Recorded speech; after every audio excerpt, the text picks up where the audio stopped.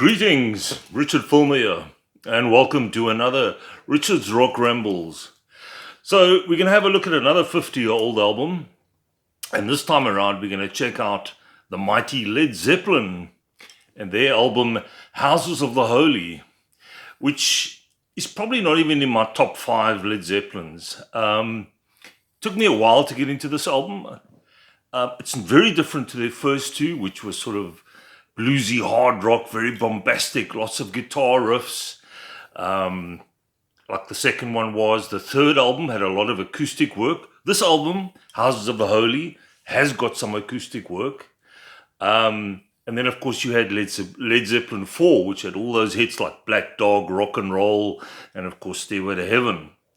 So Houses of the Holy is a little bit of a different beast. Like I said, it took me a while to get into it, but it has got its moments, and we'll check out the tracks just now.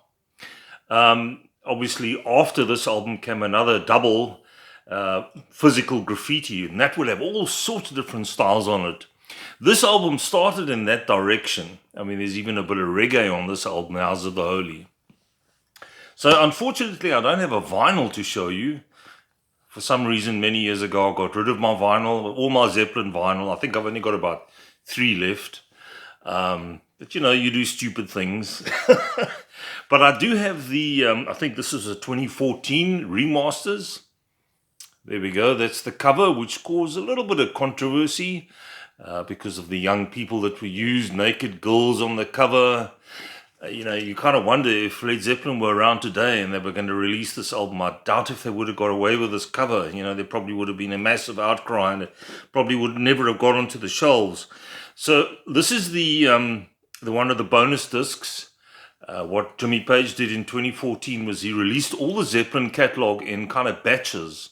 So I think this was in the second batch. He released 3 at a time. So you got, sorry, the light's not very good here. I'm actually doing this while we're having load shedding, which means there's no power, so the lights are a bit dim. But hey, it's a nice ambience. So what they've done with the second disc is they've given you some of the tracks with different versions, you know, outtakes, etc. Let me just show you. So this was the inside gatefold sleeve. The guy, I don't know if you can see at the top, the guy holding up a kid. You know, you can see why it caused a bit of a rumpus. Obviously, that would have been a lot more dramatic with the vinyl. And there's Led Zeppelin next to their small plane that they used to go around in, you know, the Boeing. And there's Robert Plant, Jimmy Page, John Paul Jones, and right at the back there, John Bonham. You can't really see him. And Robert Plant wearing his tighter than tight denim jeans, as he did back in the day. So let's just see. Well, let me just tell you, when this album was released on the 28th of March, 1973, and produced by Jimmy Page. He produced pretty much all the Zeppelin, along with Peter Grant, who was the executive producer, and engineered by, or one of the engineers on the album was Eddie Kramer, of course, South Africa's own Eddie Kramer, who previously worked with Jimi Hendrix, and of course he'd gone to work with a lot of other artists.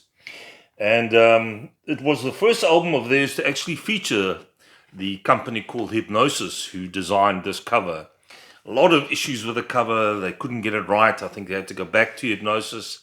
They couldn't get the lighting right for the photographs, etc. But eventually they got it right. So on the inside of this deluxe version, you can see there's the Rolling Stones mobile unit that they used to record this album, or parts of this album. That mobile unit was used by many bands in the 70s. Deep Purple was another band that used it. There's Robert Plant and Jimmy Page playing an acoustic there. Let me show you some great live shots of the band. Jimmy playing his double Gibson. And there's John Paul Jones. There's some great keyboard work on this album. I'll come to that in a second. There we go. Jimmy with his bow, playing his Les Paul. Some nice shots in this, I must say. These remasters, obviously Jimmy Page, it's Led Zeppelin's his baby, so he did a really good job with these remasters. And Robert doing his thing. And there's Jimmy Page in front of all those amps.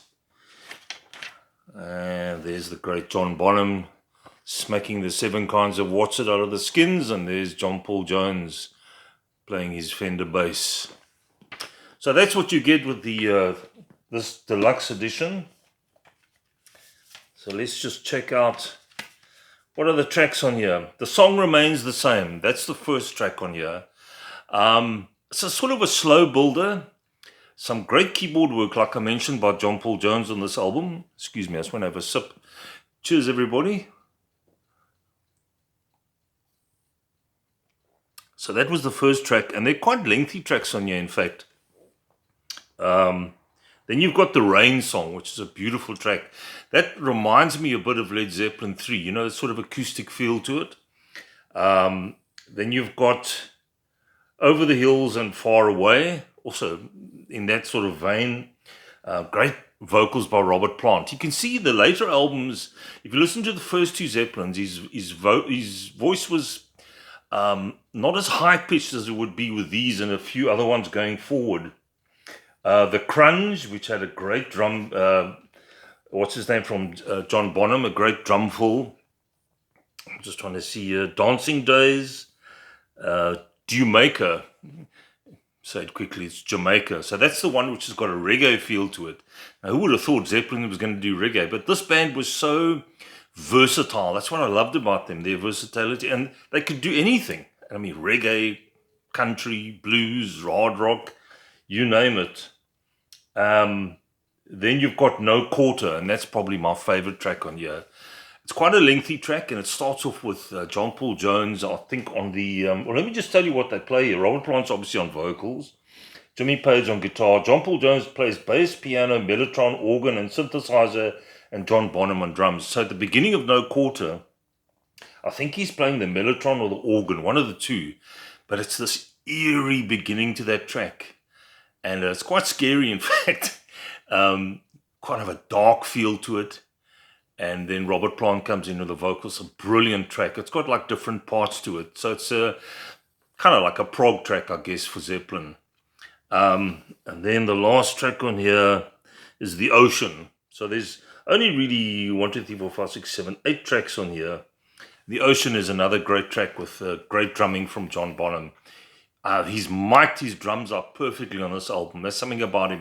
And you know, when you have a drummer with that much power, you want to get just the right sound. And Eddie Kramer and the boys definitely got it right with this album. And obviously Jimmy Page being the producer, the guy overseeing everything. So like I said, yeah, not one of my favorite Zeppelins, but a notable release in 1973. And, you know, over the years I've come to enjoy it more. My favorite is still Presence, which was a few albums on. A lot of people don't, you know, even factor that in their top 3, but, you know, different strokes for different folks. We all hear things differently with our ears. But, yeah, this is one to check out. I'm sure most people have this in their Zeppelin collection. If you don't, this is one to grab. It's, like I said, it's very different to the early Zeppelin.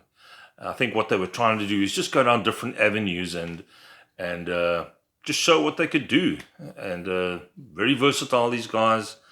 And I think the songwriting improved over the years as well. In the beginning, they were borrowing quite a bit from the old blues masters, although they didn't always give these guys credit.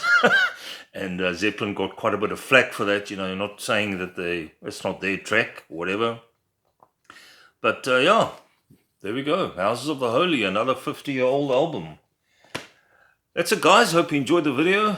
And in the ambience of load shedding here, hopefully next time I think next time what I'll do is I'll do it during the day again, when there's no load shedding. Take it easy. If you haven't yet, please down below, subscribe, give me a thumbs up. Any comments, more than welcome. And I'll catch you again soon for another 50-year-old. Take it easy. Have a great week. Cheers.